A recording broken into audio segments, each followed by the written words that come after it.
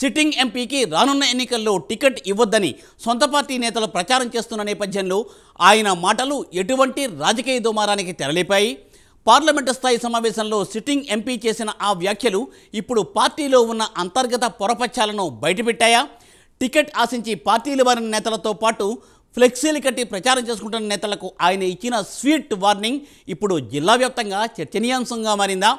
Ticket ఆశిస్తున్న నేతలు వెనుకున్న వారెవరో తెలుసు, నాపై బరుదొలుతున్న నేతలు కూడా తెలుసని ఆ ఎంపీ వ్యాఖ్యానించడంతో పార్టీ శ్రేణుల్లో అది విమర్శలకు తావిస్తోంది.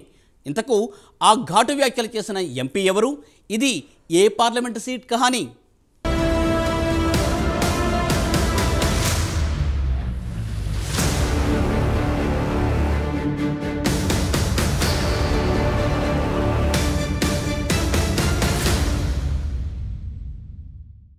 ఉమ్మడి ఆదిలాబాద్లోని ఆదిలాబాద్ పార్లమెంటుకు సంబంధించి బీజేపీ పార్టీలో గత కొద్ది రోజులుగా రానున్న పార్లమెంట్ ఎన్నికల అభ్యర్థి ఎంపికపై చర్చోపచర్చలు జరుగుతున్నాయి. సిట్టింగ్ ఎంపీ సోయం బాపురావుకి స్థానిక ఎమ్మెల్యేల మధ్య ఉన్న గ్యాప్ వీటికి కారణమని సొంత పార్టీ నేతలు అంటున్నారు.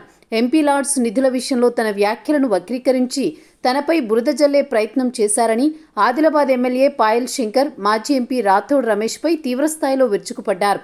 సిట్టింగ్ ఎంపీగా ఉన్న ఆయన్ని అధిష్టానం అసెంబ్లీ ఎన్నికల బరిలో ఉండాలని ఆదేశాలు జారీ చేయడంతో పోటీ చేసి ఓటమి పాలయ్యారు. అయితే అసెంబ్లీ ఎన్నికల్లో ఉమ్మడి ఆదిలాబాద్ జిల్లా వ్యాప్తంగా ఉన్న 10 నియోజకవర్గాల్లో 4 స్థానాల్లో కాంగ్రెస్, 4 బీజేపీ, 2 స్థానాలను బీఆర్ఎస్ పార్టీ కైవసం చేసుకున్నాయి.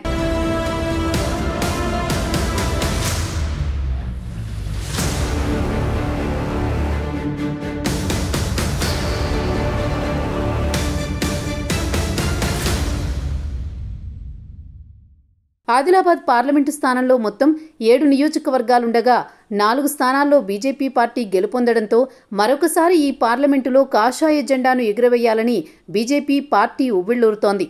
అయితే మొదటి నుంచి ఎమ్మెల్యేలకు ఎంపీ సోయం బాపురావుకు సఖ్యత సరిగా లేదని అభ్యర్థిని మార్చుతారనే ప్రచారం పొలిటికల్ సర్కిల్లో చర్చలకు దారితీస్తోంది. వాస్తవంగా వారి మధ్య ఉన్న గ్యాప్ కూడా కొన్ని సందర్భాల్లో తేటతెల్లమైంది. దీంతో బీజేపీ పార్టీ ఎంపీ అభ్యర్థి టికెట్ కోసం చోటామోటా లీడర్లు మొదలుకొని బీఆర్ఎస్ పార్టీని వీడి బీజేపీలో చేరిన నేతలు కూడా ఎంపీ టికెట్ కోసం ట్రై చేస్తున్నట్లు తెలుస్తోంది. ఇలా ఎవరి ప్రయత్నాలు వారు మొదలుపెట్టారు. అధిష్టానానికి అత్యంత సన్నిహితంగా ఉండే నేతలతో కలిసి ప్రసన్నం చేసుకునే పనిలో పడ్డారు నేతలు.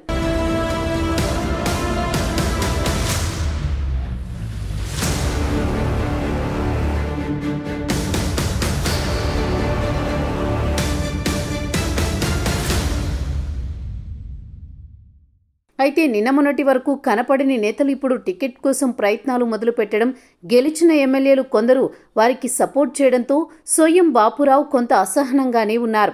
ఆదిలాబాద్ జిల్లా కేంద్రంలో నిర్వహించిన బీజేపీ పార్టీ విస్తృత స్థాయి సమావేశంలో ఎంపీ టికెట్ అంటే అంగట్లో సరుకు కాదని సోయం బాపురావు చేసిన వ్యాఖ్యలు ఇప్పుడు దుమారం రేపుతున్నాయి.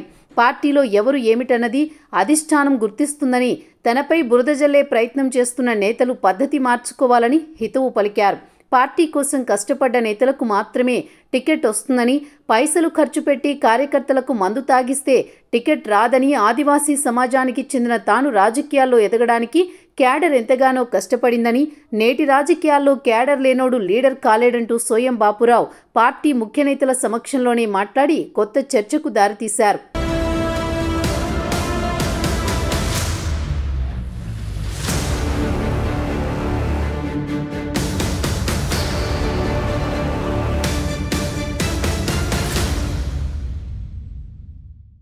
ఎన్నికలు దగ్గర పడుతున్న సమయంలో ఇలాంటి సంఘటనలు జరగడంతో పార్టీలో తీవ్రస్థాయిలో విభేదాలున్నట్టు ఆయన వ్యాఖ్యల ద్వారా స్పష్టమవుతోంది.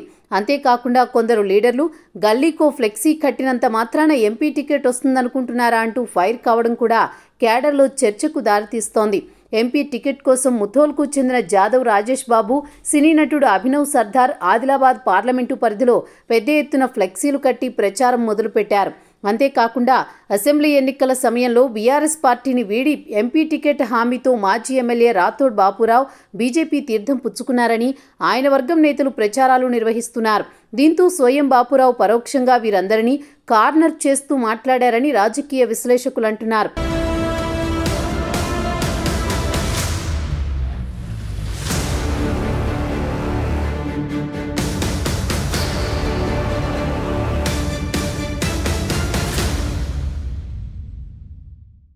అలాగే టికెట్ ప్రయత్నాలు చేస్తున్న వారి వెనుక ఉన్న నేతలు ఎవరో తనకు తెలుసునని, అధిష్టానం ఆ విషయం చూసుకుంటుందని అనడంతో ఇప్పుడు ఆయన మాటలు పార్టీలో కొత్త చర్చకు దారితీస్తున్నాయి. మరి బీజేపీ అధిష్టానం నేతల మధ్య ఉన్న గ్యాప్ను ఏ విధంగా తగ్గిస్తుంది?